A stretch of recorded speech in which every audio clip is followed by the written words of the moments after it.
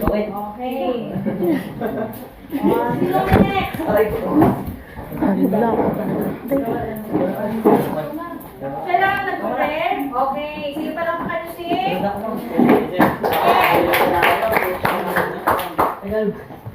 So, good day everyone.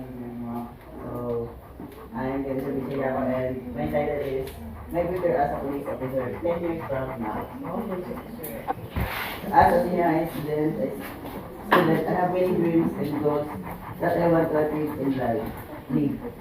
One of my biggest dreams is to become a police officer. I know that becoming a member of the police force requires discipline, hard work, and determination.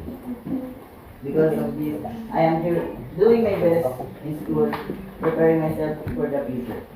10 years from now, I see myself as a successful police officer serving my community.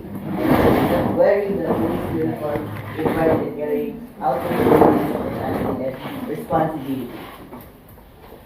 My job will be to protect people, maintain peace and order, and help those who are in need. I believe that being a police officer is not only a profession but also a way of serving the country.